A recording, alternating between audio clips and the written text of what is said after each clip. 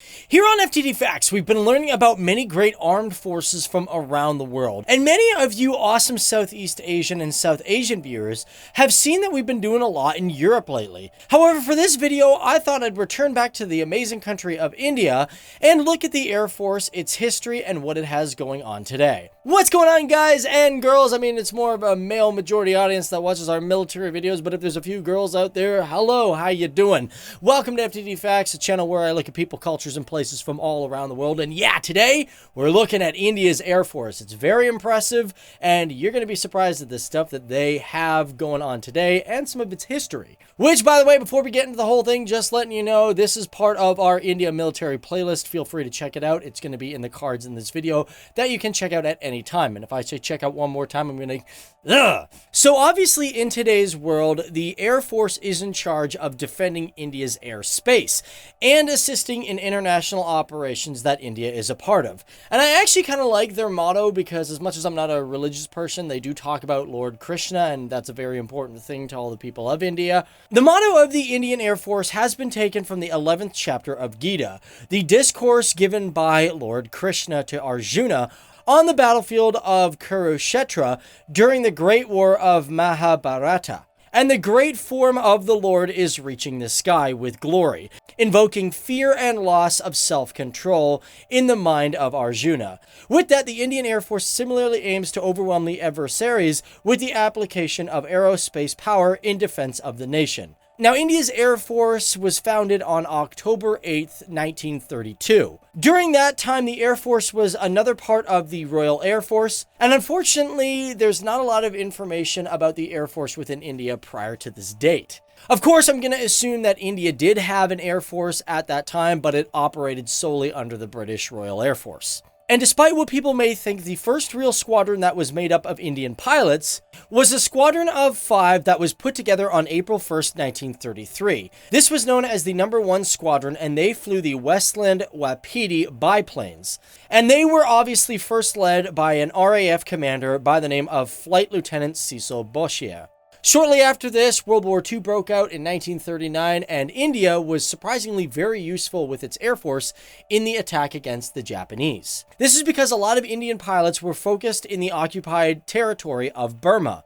Side note, did you know that the Maharaja of Rajpipla, known as Maharaja Vijay Singh Ji, donated several aircrafts to the Indian Air Force, but more specifically, he donated 3 very famous Spitfires. And the first one of these was received on June 6, 1941, and it was named the Rajpipla. The 2 others following that were named Windsor Lad and, of course, Embargo, simply because the Maharaja himself decided to name it after his horses that won in derbies. Interesting fact. As for the other types of planes that India received during the Second World War, they received planes such as the Hawker Hurricanes, the Westland Lysander, the Douglas Dakota, and the Vultee Vengeance, which was a dive bomber that was made by the Americans but was never used by the Americans. It was used by the British or India. During the Second World War, India's Air Force also participated in all sorts of missions, from reconnaissance to strike missions to air support and even escorting. And believe it or not, many pilots from India actually saw combat in the European theater as well. However, after 1947, due to the partition of India and Pakistan, one problem was splitting up this Air Force. For example, 3 out of the 10 squadrons that were from India were put into Pakistan. And for the Indian Air Force, it didn't adopt the term IAF until approximately 1950, when India became its own republic. One interesting fact about the 1950s, and it's not just India, it's other countries within Europe as well, Britain decided, and of course America decided, to give these countries a lot of their old planes. And similar to other countries in Europe, India actually received the very first jet fighter, and this was the de Havilland Vampire. This happened in January of 1949, and they were put into what is known as No. 7 Squadron. Now, no shortly after that, India decided that it no longer wanted to really buy hand-me-down aircrafts from other countries, especially the British, and it was about a decade later that India had built its very own jet fighter. This was the HAL MF-24 Marut, and not only was it the first jet fighter in all of India, it had its first flight on June 17, 1961, and was made by the Hindustan Aeronautics Limited Company. And this fighter proved to be quite useful as they had 147 of them built in total, and they were not introduced into full service until April 1st, 1967, making it the first Indian jet fighter to enter service with the Indian Air Force. So now we're getting into the 1960s, and one thing that was going on is that India really helped out in the Congo crisis. Basically, when Belgium decided to end its rule over Congo, this created a lot of problems within the country, in which India began to send its pilots in 1960, and they were there until 1966 when the UN ended the mission. And although the Congo was a very important time for India to show what it was capable of, this was not the first war that India and its Air Force had actively engaged other pilots in the air. This was not until the Second War of Kashmir, which happened in 1965. Now, for me, I'm not going to get into the whole conflicts between Pakistan and India too much, because one downside is people are still feeling the effects of those wars today. However, by the end of this war, the Air Force had lost approximately 60 to 70 planes in combat. Following that, there was also the Bangladesh Liberation War that was in 1971, in which India had flown over 16,000 sorties and lost approximately 45 aircraft. There was also issues in the Siachen Glacier in the 80s and the Kargil War in the 90s. Of course, I'm missing a lot of other conflicts, but to be perfectly honest, if I go through all of them, we're going to be here forever, and I want to talk about the Air Force that's around today and what they have. And the first thing that I want to talk about is the logo of the Air Force, because it's changed quite a bit in a very short amount of time. For example, the first one was more RAF style that lasted from 1933 to 1942. After that, there was a slight change in colors, very similar to the RAF design, was used from 1942 to 1945. After that, they decided to revamp the whole thing. They brought in what is known as the Indian wheel. Well, that's what I call it, but it's actually the chakra. And this one stayed from 1947 to 1950. But as for the one that you see today, it's got the colors of the flag in it. It's been around since 1950. On top of that, in today's world, they also have 7 command stations in the entire country. However, one is for training and one is for maintenance. So theoretically, you could say there are 5 major air commands. And these are broken up into Central, Eastern, South, Southwestern, and Western. And within all these bases, the question that I have, what kind of equipment does the Indian Air Force have? So for fighters, one really interesting thing about India compared to other countries is that India does not have a main fighter compared to places like Sweden or Denmark. You know, some of these countries just have one fighter that is the primary fighter. India's got like 8. The biggest one of this, of course, is the Sukhoi Su-30, in which they currently have 233 of them and 272 on order. Now, I'm not sure if that 233 is part of the 272. That's, you know, they've already delivered that many. I don't really know, but that's the information that I got for you.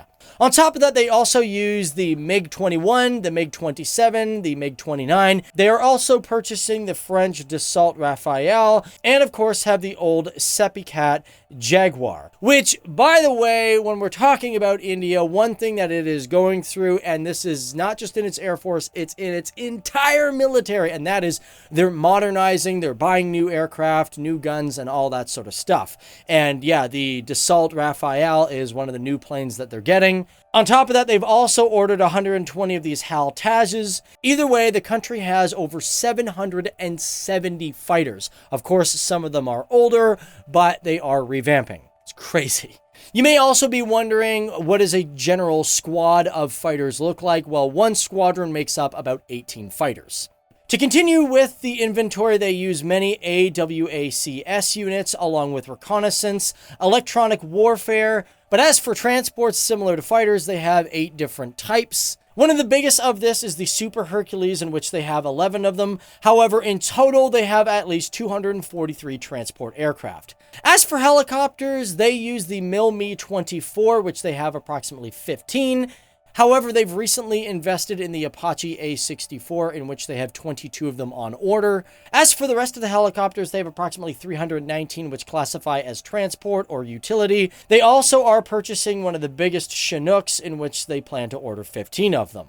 And putting all of this together, all the types of aircraft from trainers and major fighters and transports and all that stuff, the Air Force comes in at having approximately 1,720 plus aircraft in total. And within all of this, the amount of people that are within the Air Force itself sits at over 139,000 people. Speaking of people, let's talk about a very important individual, and that is Arjun Singh. Arjun Singh was one of the greatest military leaders for this Air Force throughout its entire history. As a matter of fact, he served in 1938 to 1970. He had quite a long career. But however, by 2002, he was granted the rank of 5-star Marshal, which, by the way, is the first time that anybody in the country had ever done so. And he had this rank until he passed away in 2017. However, with that being said, the Air Force really falls under the command of the Air Chief Marshal. And as of 2017, Birender Singh Dhanoa holds the rank, making him the 25th Chief of Air Staff.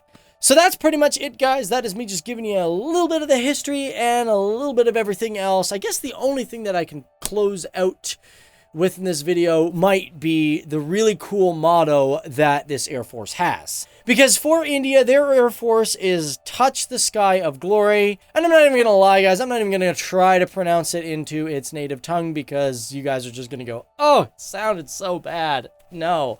Anyways, guys, my name is Dave Wapple, and thanks for hanging out with me, learning about the Air Force. I love learning about different militaries from around the world, which, boom, by the way, if you guys are from India and you want to learn more, or you guys are just interested in more Indian military topics, feel free to check out that Indian military playlist that I was talking about. It's up here in the cards. It's also down there in the description box below, and if you want to just wait till the end of this video, you can also click it there. But other than that, guys, feel free to leave me a suggestion for a future video. It could be on your country, it could be on other countries, it could be on anything that you guys want. So feel free to put it down there in the description box below. And of course, if you just like this video, give it a big thumbs up so I know to do more content. And if it's your first time here and you like what we're doing, hit that subscribe button and that bell notification. But other than that, I'm getting out of here. I'm Dave Wapple. Thanks for watching.